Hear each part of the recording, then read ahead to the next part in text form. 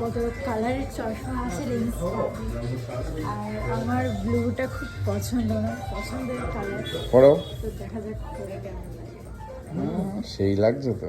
কেমন লাগছে? Aunty aunty মতো মনে হচ্ছে। আন্টি? এটা বলে একটা আন্টি লাগছে? ভালো লাগছে। ভালোকে তো ভালো বলবে না, বউকে ভালো বলতে পারে না, অন্য মেয়েকে ভালো বলতে পারে। সেটা স্বাভাবিক ব্যাপার। বাড়ি চল, তোর অবস্থা হচ্ছে।